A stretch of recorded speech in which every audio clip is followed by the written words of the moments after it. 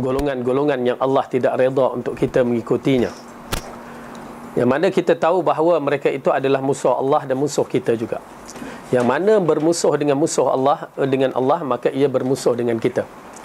Oleh kerana itu dilarang untuk kita mengikut golongan-golongan tersebut, ya, menyerupai golongan-golongan tersebut. Tapi berapa ramai yang ambil perhatian tentang perkara-perkara yang kita terangkan. Yang disebutkan dalam hadis yang lepas berkaitan dengan syaitan, ya, makan tangan kiri, minum tangan kiri, itu adalah perbuatan syaitan.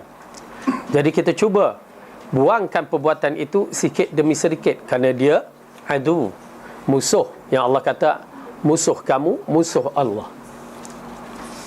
Baik. Dan daripada hadis itu juga mengisyaratkan kita yang mana berkaitan dengan musuh-musuh Allah, maka ianya adalah musuh-musuh ahli sunnah. Okey. Kita masuk dalam bab yang berikutnya, hadis yang berikutnya. Hadis yang ke-10 dalam bab ini, hadis yang ke-165 dalam semua bab-bab. Wa an Ibni Abbas radhiyallahu anhuma qala qama fina Rasulullah sallallahu alaihi wasallam bimau'izatin faqala ya ayyuhan nas innakum mahsyuruna ila Allah ta'ala hufatan uratan ghullan kama bada'na awwala khalqin nu'iduhu wa'dan alaina inna kunna fa'ilin ala wa inna awwala al-khalaiqi yuksa yawmal qiyamati Ibrahim alaihi salam ala wa innahu sayuja'u birijalin min ummati fayu'khadhu bihim dhata shimal fa aqulu ya rab ashabi fayuqalu innaka la tadri ma ahdathu ba'daka fa aqulu kama qala Abdus Salih wa kuntu alaihim shahidan ma dumtu fihim ila qawlihi al-azizul hakim al-ma'idah fayuqalu li innahum lam yazalu murtaddin ala aqabihim mundu faraqtahum. Muttafaqun alaih. Ghullan ghairu makhtunin.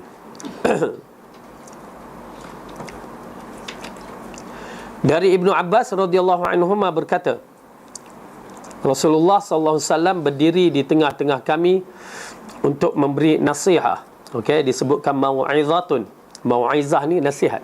Okey. Tapi nasihat yang bentuk menakutkan, peringatan, begitu. Hai sekalian manusia, sesungguhnya kalian akan dikumpulkan di hadapan Allah dalam keadaan telanjang bulat dan tidak beralas kaki.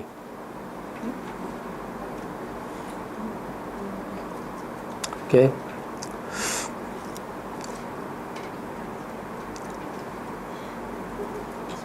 Dalam hadis ni dia kata hufatan, uratan, ghullan.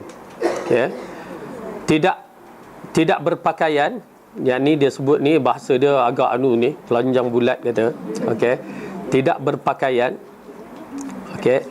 Tidak beralas kaki dan tidak berkhitan. Ghullan tu tidak berkhitan. Sebagaimana firman Allah, sebagaimana kami telah memulai penciptaan pertama, begitulah kami akan mengulanginya. Itulah suatu janji yang pasti kami tepati. Sesungguhnya kamilah yang akan melaksanakan. Ingatlah bahawa makhluk yang diberikan pakaian pertama sekali pada hari kiamat ialah Ibrahim alaihissalam. Ingatlah bahawa Ibrahim itu akan didatangi dengan disertai beberapa orang dari umatku. Oh, dia terjemah ke situ pula. Okey, tak apa. Lalu dikatakan kepadaku, sesungguhnya engkau tidak mengetahui apa yang mereka ada-adakan sepeninggalanmu. Oleh sebab itu, aku berkata sebagaimana yang diucapkan oleh seorang hambaku, hamba yang soleh, Nabi yang lain, yakni yang dimaksudkan Nabi Isa. Dan aku menjadi saksi terhadap mereka selama aku berada di atas mereka, yakni aku bersama mereka, hingga ucapannya maha mulia serta maha bijaksana. Setelah itu dikatakan kepadaku, sesungguhnya mereka itu murtad dari agama Islam semenjak engkau tinggalkan mereka. Muttafaqun alaih. Okey, kita masukkan hadis ni. Pertama, Hadis yang Rasulullah SAW terangkan melalui cerita yang dibawakan oleh Ibnu Abbas, hadis yang diriwayatkan oleh Bukhari dan Muslim. Rasulullah SAW dia akan memberi nasihat kepada para sahabatnya, memberi peringatan, ya, memberi peringatan macam kita juga ada kelas kan. Rasulullah pun begitu. Ya, kaum lelaki ada kelas, kaum perempuan ada kelas di zaman Rasulullah SAW. Jadi kita menyaksikan bahawa pada zaman itu penuh dengan menuntut ilmu juga. Cuma memerlukan amalan ataupun tidak. Adakah kita menuntut ilmu ni untuk apa? Untuk sekadar maklumat? Habis? Amalan tak ada. Tak boleh. Kita menuntut ilmu untuk beramal. Tujuan ilmu tu adalah untuk beramal. Dan bila kita beramal, di situ akan datang kedudukan kita di syurga. Kalau ada ilmu tak beramal, Yahudi tu lebih banyak ilmu daripada kita. Pasal dia merancang untuk menghancurkan Islam. Kena banyak. Siapa lagi? Orientalis. Kalau kita menyaksikan, ada ke kamus sini? Kat belakang tu kot. Kamus Munjid. Dinamakan kamus Munjid. Kat sana kot. Tebal. Kamus Munjid tu tebal. Bahasa Arab. Ingat orang Islam ke buat? Orientalis. Ya, orang kafir tu yang buat. Subhanallah. Dia lebih pandai daripada kita semua yang ada dalam ni. Ya. Ada satu lagi yang disebut Fahras Hadis, apa kan nama? Dia gabungkan Sunan Sittah punya maklumat, lebih tu Muwatta Imam Malik, lagi apa ke? 2-3 sunan diambil, digabungkan dalam satu kitab untuk menjadi sumber rujukan. Hadis ini kamu boleh tengok. Okey, dia bagi sikit matan ataupun kalimah hadis tu, cari. Tengok. Okey, dia tuliskan, okey, hadis ni boleh kamu cari dalam Bukhari nombor begini-gini, dalam Muslim nombor begini-begini. Siapa buat? Bukan orang Islam buat. Lebih pandai daripada kita. Oleh kerana tu, kalau sekadar ilmu yang begitu tidak bermanfaat. Oleh kerana tu ilmu perlu diamalkan. Okey? Jadi para sahabat hidup dalam suasana ilmu. Nampak? Kita menyaksikan dalam hadis ini, Rasulullah mengatakan, Rasulullah berdiri di tengah-tengah kami untuk memberi nasihat. Hai sekalian manusia, sesungguhnya kalian akan dikumpulkan di hadapan Allah dalam keadaan telanjang, tidak berkasut dan tidak berkhitan. Ini merupakan mau'izah, satu peringatan yang amat penting. Peringatan di saat-saat kita ghaflah, kita lalai. Hidup dunia dah ganggu kita. Ya, mentang-mentang cuti raya Cina, kita pun cuti sama. Yalah, point kan. Bila masa lagi nak cuti? Kita pun beraya, kita pun sibuk dengan urusan-urusan, memang terganggu. Ghaflah. Nasib baik berapa hari? Ya, 2 hari campur 2 hari cuti. Khamis, Jumaat, Sabtu, Ahad. Semalam saya balik di Perak, jam jalan lagi. Aduh, pukul 7 pun sampai. Tolak pukul 2 rasa. Subhanallah, jam. Itu yang ambil 3 hari cuti tambahan tu. Ya, subhanallah. Sibuk dengan urusan-urusan. Tak apa, itu kita manusia. Nak buat macam mana? Tetapi kadang-kadang dia mengganggu. Kadang-kadang kita dah ghaflah, lupa. Enjoy, lupa. Lalu di sini datang mau'izah. Peringatan. Ya, cukup tengah jalan tu nampak orang accident mati. Datang peringatan. Ya, peringatan paling kurang kita tak bawa laju. Kan? Ingat mati tu tak ingat lagi, tapi ingat juga kata jangan bawa laju, tu je. Tetapi di sini Rasulullah menyampaikan satu perkara yang berkaitan dengan satu alam yang mana ianya tidak boleh bicara dengan akal. Dia kena bicara dengan dalil-dalil yang sahih, yang mana Rasulullah mengatakan kamu akan dibangkitkan, kamu akan dikumpulkan di hadapan Allah dalam keadaan telanjang, tidak berpakaian, tidak berkasut dan tidak berkhitan. Okey. Ini dalam satu riwayat yang mengisyaratkan kepada kita bahawa apa juga keadaan kita di sini, miskin, kaya, tua, muda, semuanya akan dibangkitkan dalam bentuk yang sama. Kemudian Allah akan bezakan. Semuanya akan dibangkitkan dalam bentuk Adam AS sewaktu awal penciptaan. Berapa tingginya? 60 hasta. Kita akan dibangunkan. Walaupun hari ni kita pendek ke metod, 60 hasta, tinggi. Ya. Dia akan mulakan balik kejadian. Dan muka kita, itulah muka kita. Dia tak berubah. Nanti dulu, bila nak berubah? Ni katakan kita masuk syurga. Itu dekat syurga. Ni kat mahsyar. Kat mahsyar tidak berubah lagi muka kita. Sehingga Allah mengasingkan dengan sistem yang begitu hebat. Di mahsyar nanti, orang beriman dan orang kafir dapat diasingkan. Dengan apa?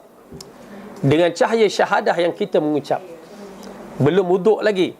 Cahaya syahadah itu akan memisahkan antara orang yang beriman dengan orang yang tidak beriman. Oleh kerana itu dalam surah Ali Imran Allah menceritakan,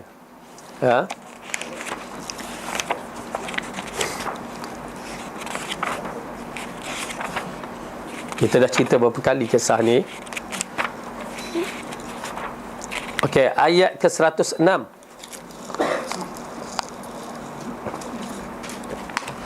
Allah menceritakan perpisahan wajah-wajah ini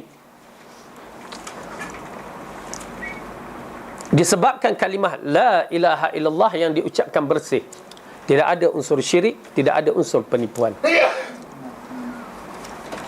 Dalam ayat 106 Allah mengatakan, pada hari yang di waktu itu muka yang putih berseri dan ada pula muka yang hitam muram.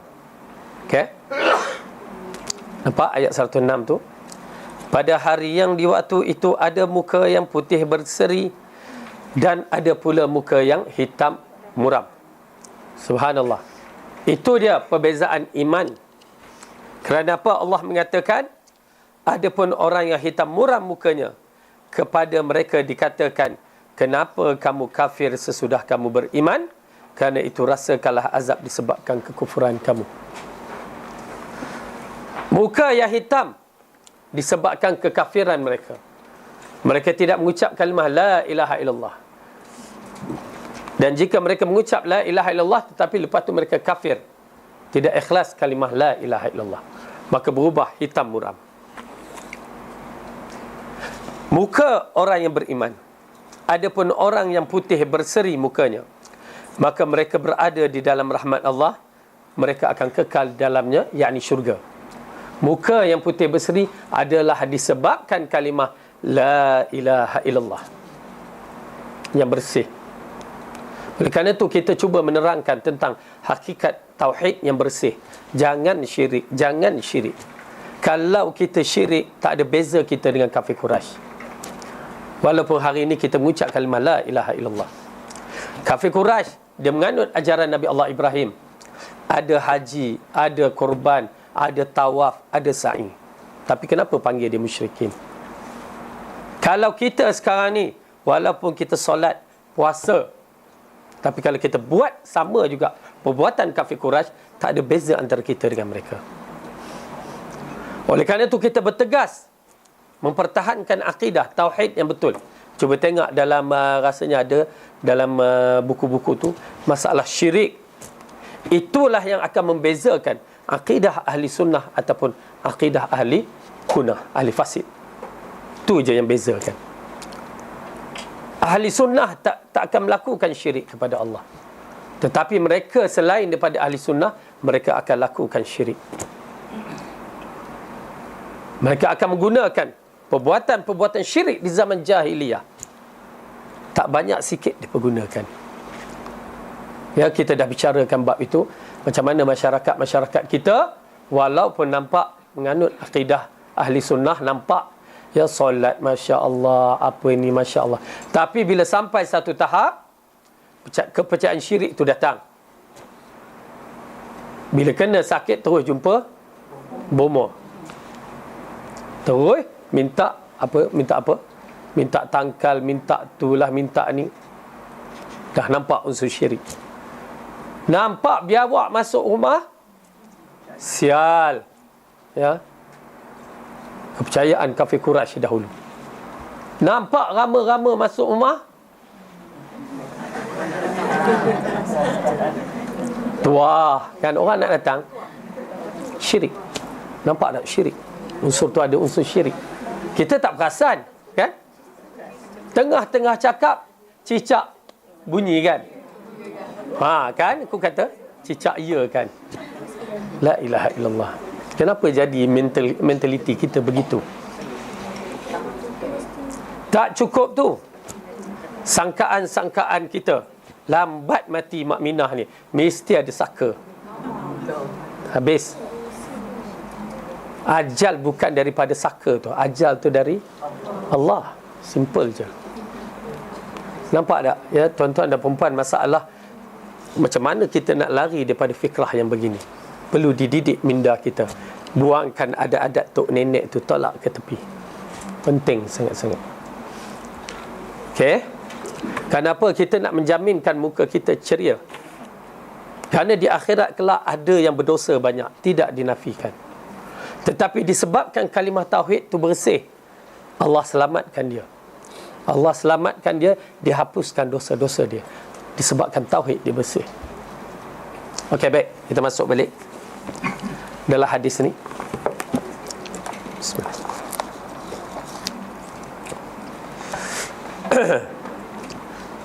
Hai sekalian manusia, sesungguhnya kalian akan dikumpulkan di hadapan Allah dalam keadaan telanjang bulat, tidak berkasut dan tidak berkhitan. Dalam hadis yang lain, Aisyah mengatakan, ya Rasulullah, tak ada ke perasaan malu waktu tu? Malu, kan? Apa Rasulullah mengatakan? Al-amr, ya Aisyah, al-amru asyad. Suasana waktu tu lebih menakutkan. Dia tak ada fikir dah. Dia fikir selamat, selamat, selamat. Bukan fikir telanjang ke apa, dah tak fikir.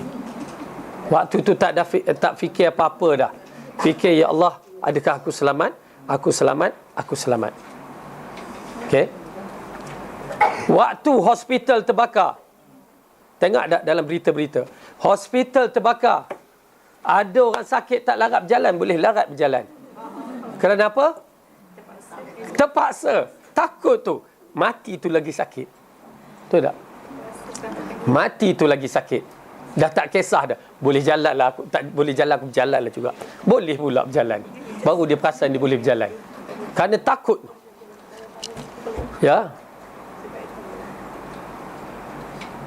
Kita menyaksikan dalam banjir apa, tsunami. Tengok klip video dia. Dia dah tak kisah siapa-siapa dah. Yang penting aku je selamat. Subhanallah. Anak dia pegang lucut macam tu je. Kawan tolong dah tak ada, tak boleh nak bantu. Kerana waktu tu menakutkan. Waktu tu kalau orang tu alim pun dah tinggal, maaf kata, pakai baju dalam je, seluar dalam, dah tak boleh nak buat apa. Nyawa tu lebih penting. Ya. Ini dia. Peristiwa mahsyar adalah peristiwa menakutkan. Pasal kita menyaksikan macam dalam surah Al-Ma'arij, dia sanggup gadaikan anak semata-mata nak menyelamatkan dirinya. Kerana menakutkan. Menunjukkan kemuncak ketakutan. Gadai anak, gadai isteri, gadai suami, gadai adik-beradik kerana nak selamatkan diri dia. Ini dia mahsyar. Kalau kita nak tahu. Yang menakutkan. Jadi Allah mengatakan di dalam surah Al-Anbiya ayat 104, sebagaimana kami telah memulai penciptaan pertama, begitulah kami mengulanginya. Itulah janji yang pasti kami tepati. Sesungguhnya kamilah yang akan melaksanakan. Janji Allah untuk menghidupkan kita, maka dia pasti akan menghidupkan kita. Maka kita akan hidup semua dalam bentuk yang dijanjikan ini. Tetapi amalan-amalan kita adalah berbeza, tak sama. Oleh kerana itu, tuan-tuan dan perempuan, bila kita menyaksikan dalam ayat ni, hadis ni, kita adalah semuanya sama. Melainkan, inna akramakum indallahi atqakum. Sesungguhnya sebaik-baik di kalangan kamu ialah orang yang paling bertakwa. Orang yang ada ilmu, tetapi dia tidak ada ketakwaan, dia tidak berfungsi pada hari akhirat. Orang yang ada ilmu sikit macam kita, kalau kita bertakwa, subhanallah, kedudukannya tinggi di akhirat. Ustaz kalau ada ilmu, dia tak bertakwa, dia tak akan dapat tempat yang tinggi. Kena faham. Tapi betul, ustaz ada maklumat, tak dinafikan. Dia ada point nak dapatkan syurga, masuk pahala. Tetapi bukanlah mengatakan dia akan mendahului kita semua. Kita tak ada maklumat, ada sikit-sikit. Tapi kalau kita istiqamah, beramal, betul-betul mengharap keredaan Allah, insya-Allah kita akan mendahului ustaz-ustaz. Tapi Ustaz Fadil mengharapkan dia mendahului. Ya, itu mesti penting. Ya. Kenapa dalam hadis kita tidak akan menjumpa pengkhususan ustaz-ustaz akan masuk syurga dahulu? Tak ada. Tapi ustaz-ustaz ada peluang masuk neraka dahulu. Itu ada. Itu yang menakutkan, menakutkan. Seorang guru, seorang ustaz menakutkan itulah. Nauzubillah min dzalik. Oleh kerana itu kita berusaha, ya. Tuan-tuan dan perempuan, kita berusaha. Jangan sangka aku bukan ustaz, aku tak boleh, aku bukan ustazah, aku tak boleh. Tak. Saya katakan, tuan-tuan dan perempuan belajar Quran dan sunnah. Di tempat yang kita ambil ini adalah tempat-tempat yang cuba mengeluarkan kita dari kesesatan di zaman fitnah ini. Maksudnya kita belajar Al-Quran dan sunnah, nak kembali kepada 3 kurun terbaik. Tahu tak kedudukan kita adalah kedudukan orang yang paling tinggi. Apabila Imam Ahmad mengatakan, aku tidak mengenali golongan yang dikatakan Ta'ifatul Mansurah, golongan yang akan mendapat pertolongan Allah di akhir zaman, dan golongan yang berjaya di akhir zaman, melainkan mereka Ahlul Hadis. Siapa dia Ahlul Hadis? Orang yang sibuk nakkan hadis sahih, hadis sahih, hadis sahih. Orang yang sibuk nak kembali kepada 3 kurun yang terbaik. Dan kita menyaksikan kita di antara orang-orang tersebut. Dan mudah-mudahan Allah istiqamahkan kita. Amin. Baik. Suara slow lagi lah. Sorry.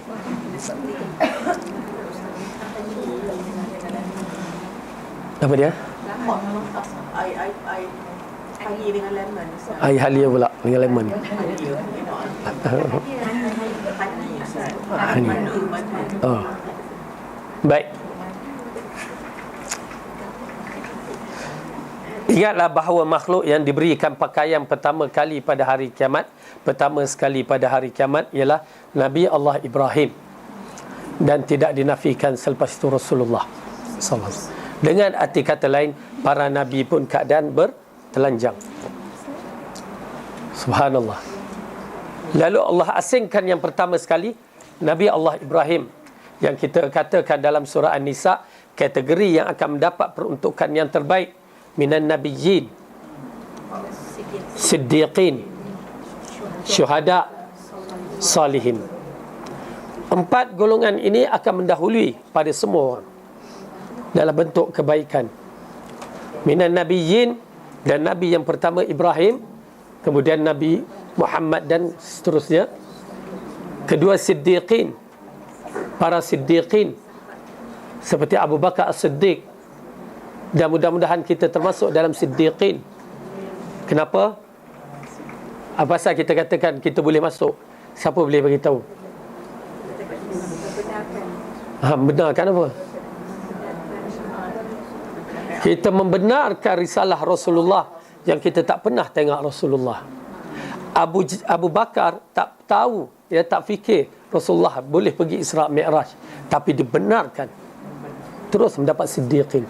Kita membenarkan risalah Rasulullah, bukan Isra' Mi'raj, semua sekali yang betul tu kita membenarkan. Dan mudah-mudahan Allah masukkan kita dalam siddiqin. Amin. Syuhada, para syuhada. Dan yang keempat, salihin. Itu pun kita mengharap kita paling kurangnya kita dapat kategori salihin. Baik.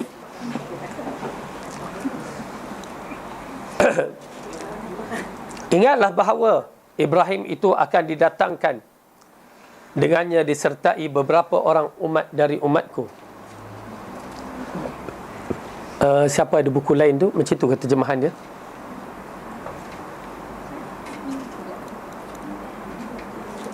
Ya, begitu kedudukannya. Betul. Situ.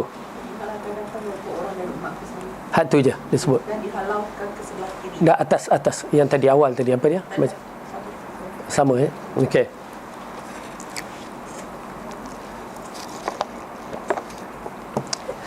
Ingatlah bahawa Ibrahim itu akan didatangkan dengan disertai beberapa orang dari umatku. Kemudian orang-orang itu diseret ke sebelah kiriku, seraya berkata, wahai Rabb, wahai Tuhanku, mereka adalah sahabat-sahabatku. Lalu dikatakan kepadaku, sesungguhnya engkau tidak mengetahui apa yang mereka ada-adakan sepeninggalanmu. Okey. Dalam hadis yang lain pula diceritakan kisah ini di Telaga Haud. Di Telaga Haud, sewaktu di kalangan umat-umat datang, maka umat-umat Muhammad pun datang menuju ke Telaga Haud. Lalu dihalang daripada memasuki Telaga Haud segelintir dari kalangan mereka. Lalu Rasulullah mengatakan, ashabi, mereka itu sahabatku, sahabatku, ataupun umatku, umatku. Lalu dikatakan, kamu tidak tahu apa yang mereka lakukan selepas peninggalanmu. Okay. Hai, nak syarahkan bab ni, penting sangat-sangat, tapi suara tak adalah.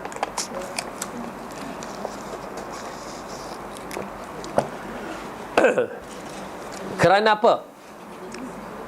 Kerana kalimah ini telah disalahgunakan oleh Syiah. Kalimah ashabi. Okey, tengok elok-elok. Maksud kalimah ashabi ialah sahabat-sahabat.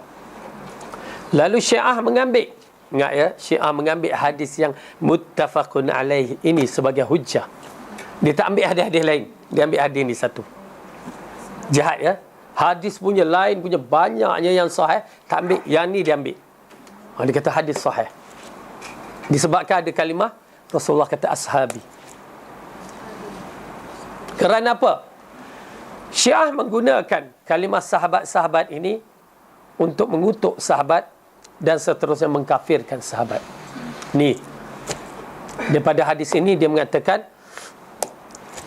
sahabat-sahabat selepas peninggalan Rasulullah semuanya kafir melainkan disebutkan beberapa orang, Salman, Ali, Fatimah, Hasan, Husin. Beberapa orang tu.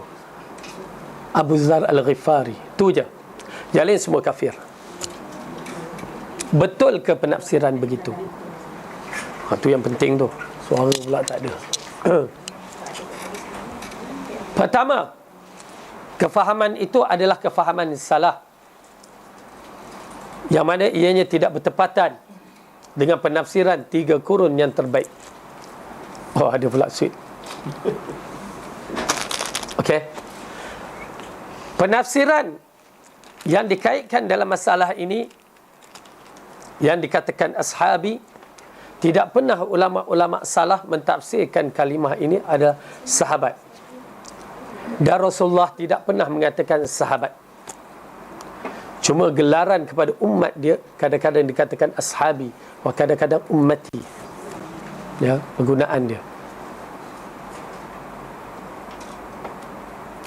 Dan juga kita menyaksikan hadis-hadis yang menunjukkan kelebihan-kelebihan sahabat yang sahih.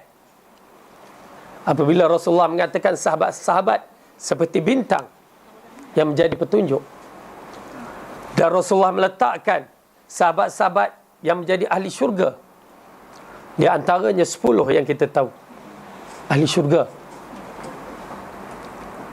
Dari situ menunjukkan penafsiran ashabi di sini ialah umatku.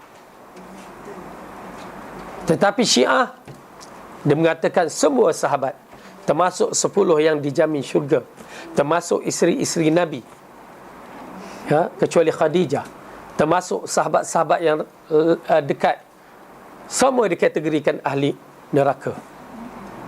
Disebabkan dikatakan, tengok hadis ni, ya, di akhir tu mengatakan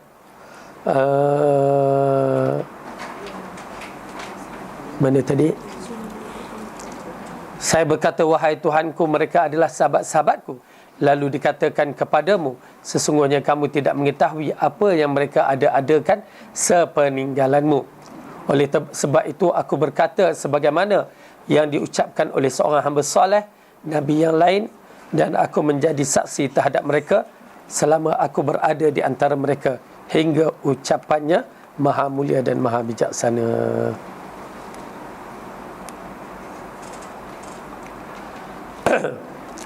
Dalam riwayat yang lain, setelah itu lalu dikatakan kepadaku, sesungguhnya mereka itu murtad dari agama Islam semenjak engkau tinggalkan mereka. Okay, kalimah tu dikatakan murtadin, diletakkan kepada semua sahabat kecuali yang disebutkan. Okey, jahat ya, Syiah dalam bentuk penafsiran. Saya dah katakan bahawa setiap penafsiran mestilah Al-Quran dan Sunnah mesti ditafsir 3 kurun terbaik. Kalau Syiah datang macam ni, Dajjal datang dalam bentuk begini, agak-agak macam mana kita? Syiah datang membuat perkara ni, hampir separuh di kalangan orang Islam murtad. Itu yang jadi kumpulan Syiah di mana? Di Kelang tu.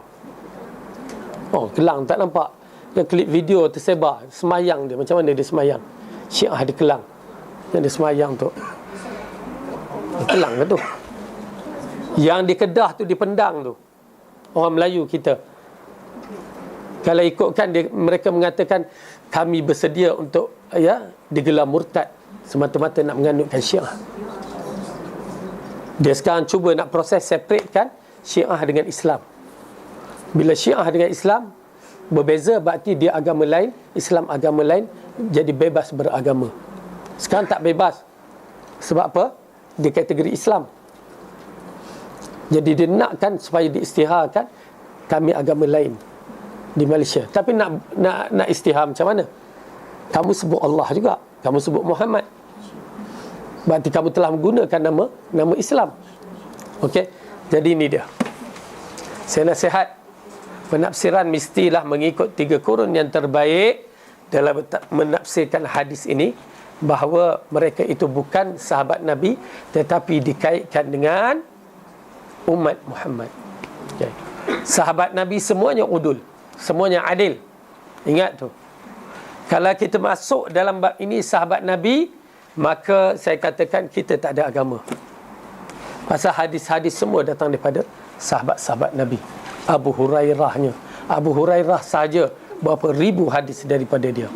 Aisyah, Anas, Ibnu Abbas, habis semua tak laku. Tak ada agama kita. Okey. Tak boleh lah. Sorry.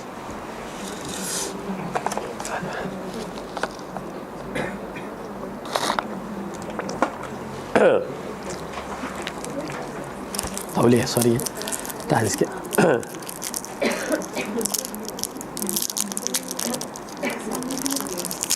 Bismillah. Sorry, bukan.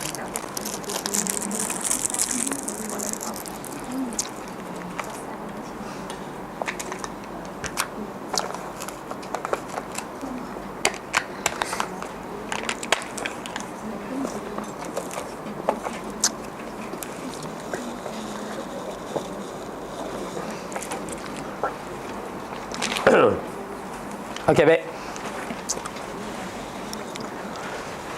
Penjelasan hadis ini sebagai dalil bahawa setiap manusia akan memakai pakaian setelah mereka dibangkitkan dalam keadaan telanjang dan tanpa alas kaki. Dan sesungguhnya Allah Maha tahu bagaimana bentuk pakaiannya. Hadis ini juga mengandung isyarat khitan dalam sabdanya telanjang bulat.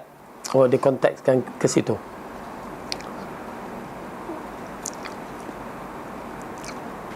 Al-agharrar adalah masih adanya kulit al-hasyaf atau dalam keadaan ketika belum khitan. Okey, tak apa. Jadi hadis ini mengisyaratkan bahawa kita akan bangkit dalam keadaan begitu. Ingat, muka kita itulah muka dia. Cuma bila dibangkitkan, muka kita hitam putih, dan yang putih itu ada masih lagi masam, muram, ada lagi yang tak berapa nak ceria, dan ada yang ceria. Yang ceria disebutkan dalam surah Al-Insan. Okay? Lepas tu barulah kita dalam siri perjalanan akhirat tu kita akan diberikan syafaat. Lepas tu kita akan diserahkan kitab. Lepas tu akan dihisap. Dan 70,000 golongan terlepas daripada hisap. Berarti 70,000 ini yang akan mendahului pintu syurga. Allah masukkan kita semua. Amin. Dan waktu hisab itulah berlaku segala-galanya. Beberapa perkara nak ambil dosa-dosa balik daripada orang waktu hisab. Nak ambil pahala-pahala dari orang waktu hisab. Dia pernah pukul si fulan, ambil pahala tu waktu hisab. Waktu pukul bila? Pukul dekat, kalau sesama Islam, pukul dekat Al-Qantarah. Ambil tang situ, ambil poin-poin dulu, pahala. Ngumpat si fulan, pahala si fulan. Cela si fulan, dapat pahala. Sabar ya. Kalau kita kena umpat dan cela, sabar. Kita ambil pahala dia. Tapi itu yang tak tahan Ustaz. Okey, sabar. Okey. Saya katakan kumpulkan pahala, kumpulkan. Banyak-banyakkan kumpul. Habis dah. Orang tu dah tak ada pahala, dia ambil dosa kita. Alhamdulillah. Habis dah tak ada apa, dia akan masuk neraka. Okay, kita clear jalan sampai kat mizan. Okay, kalau kat kita Alkitab tu dibuka, tengok satu-satu clear, dah tak ada apa, sampai ke Al-Mizan, sampai-sampai dah tak ada amalan kita, habis dah, kosong. Macam mana tu? Confirm rugi, termasuk dalam orang yang rugi.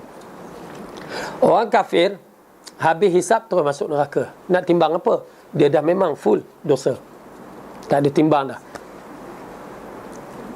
Yang baik ni dia akan ditimbang ikut kategori, iaitu datang hadis, apabila dibentangkan kepada lelaki yang mempunyai rekod 99 rekod, semuanya dosa. Subhanallah. Tak ada amalan baik, tak ada. Nampak sangat lelaki ni lok-lak. Lalu ditanya kepada lelaki, adakah malaikat yang merakam video yang kamu buat ni salah? Tak, ya Allah. Kok tersilap catat ke? Tak. Dia mengiktirafkan. Dahsyat ya. Terpasal dalam mahsyar ni bukan satu benda yang boleh kita lari. Ya, tak apa, orang tak nampak aku buat. Jangan. Bila kita kesangka orang tak nampak kita buat, itu yang jadi bibik tu dalam pusing nak roti canai tu.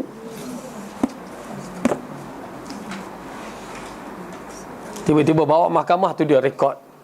Ni video kamu duduk lambung dia, bukan lambung macam ni. Kan? Lambung. Terbalik. Ya, mengaku. Habis terus mengaku. Yang kisah driver bas kat Jepun ke kat mana? Yang bawa kereta tu, rupanya dia tak tahu bas tu ada kamera. Bawa cik dia ambil, takut orang nampak. Tak. Handphone bawa, melanggar, tak dah. Dia langgar belakang lori. Dia cuba jawab, tapi video tertunjuk ni, kamu buat apa? Tak terjawab. Macam tu juga kita di dunia ni, semua rekod di zaman muda kita sampai ke tua, semua dibentangkan. Nak cakap apa? Ya Allah, ya betul. Betul aja lah. Baik mengaku je, dah habis cerita. Saya kata mengaku je, ya. Jangan nak lawan mahkamah Allah. Allah akan bertanya, kamu ada jalan tak melepaskan diri kamu? Tak ada, ya Allah. Confirm neraka. Lalu Allah mengatakan kepada lelaki tersebut, masih ada. Subhanallah, dia terkejut. Satu benda yang baru. Disangka dia tak akan selamat. Tiba-tiba Allah nak selamatkan dia. Lalu dikeluarkan kalimah La ilaha illallah. Oleh kerana itu saya katakan, jangan rosakkan kalimah La ilaha illallah dengan acara-acara syirik. Jangan. Kalimah itu yang menyelamatkan dia, yang tidak ada unsur syirik. Maka Allah letakkan pada mizan satu dosa dia. Bila letak dosa, terangkat mizan belah ni. Lalu dia letakkan La ilaha illallah, boom, terangkat dosa, hilang. Maksudnya taraf dosa itu menjadi ringan, dan tidak ada yang lebih tinggi dari kalimah Allah. Ya, jadi kita kena berharap pada Allah begitu dahsyat. Alhamdulillah, saya rasa kita tak adalah sampai macam orang tu 99 rekod. Ya, masih ada lagi kebajikan kita. Jadi cuma saya katakan, banyakkan amalan kita, betulkan amalan kita, betulkan kalimah La ilaha illallah, tauhid yang kita anuti. Okey. Habis tu. Okey, habis tu. Mizan. Maka kita akan pergi ke haud, telaga, untuk diminum. Di situ orang beriman dibahagikan kepada dua, munafik dan Islam yang betul. Lepas tu sampai pada satu peringkat ujian ke atas orang mukmin. Dia arahkan sujud, tak boleh sujud. Orang mukmin boleh sujud, orang munafik tak boleh sujud. Disebabkan apa? Sewaktu diarahkan sujud, kamu sihat, kamu tak nak sujud. Kalau kamu sujud, kamu supaya orang tengok aku. Oh, okey, aku semayang. Yang dikatakan kategori munafik. Bila nak sujud, jadi kalau kita nak sujud tu boleh rukuk kan? Sujud. Ni tak boleh, jadi satu tulang dia. Terus, boom. Dia asingkan. Orang mukmin diasingkan. Sampai di tempat perhentian, munafik dan mukmin diasingkan. Maka diisytiharkan, wahai orang mukmin, nun di sana ada syurga, belakang ni ada syurga, kena lalu titian sirat. Itu pasal orang mukmin bila dengar ada syurga, macam mana pun kena lalu. Dia nak lalu. Kenapa? Dah seksa sangat dalam padang mahsyar tu. Itu yang sanggup merangkak jalan atas titian sirat. Ada yang jalan nyala lampu, padam, angkat, nyala, padam. Ada yang tengah jalan disambar oleh api neraka, masuk kejap dalam neraka, diangkat balik, diletak balik. Begitulah.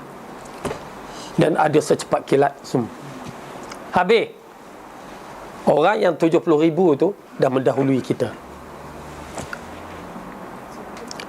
Sampai dah selesai, masuk Al-Qantara. Apa dia tu Al-Qantara?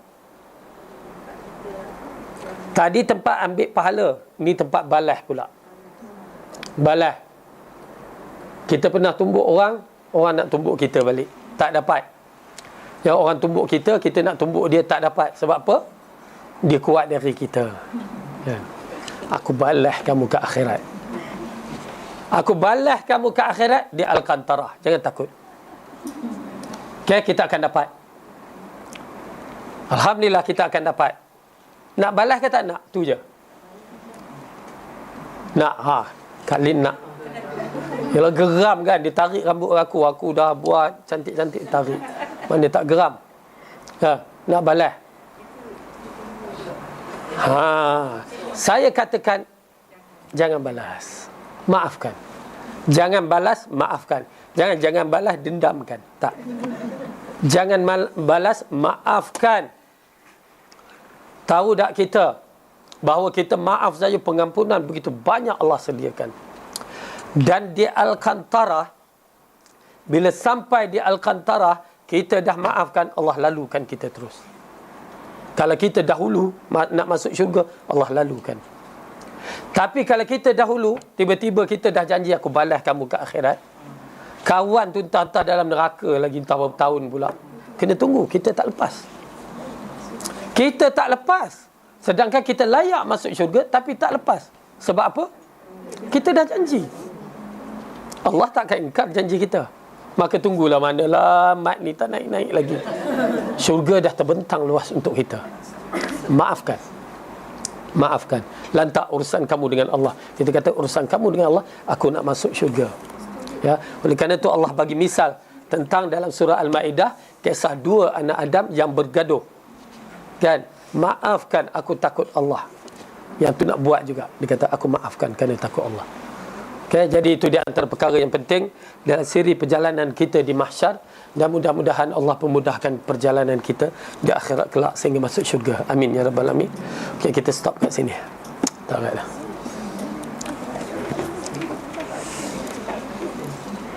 Tengok kalau tak boleh juga, tak minggu depan kita cuti.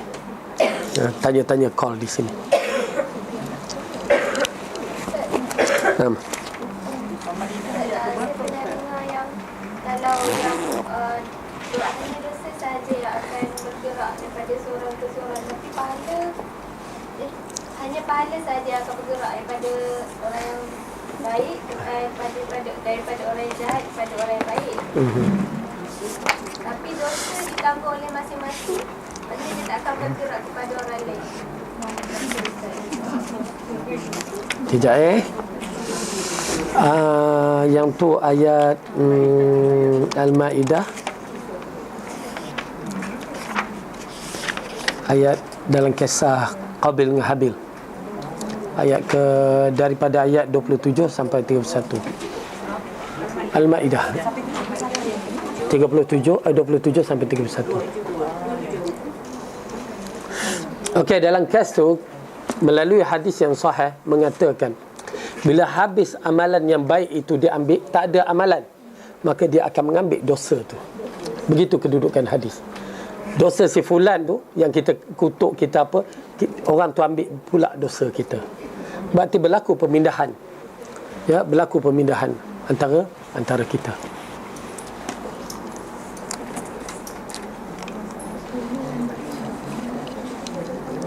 Wallahu a'lam. Okay, ada apa lagi?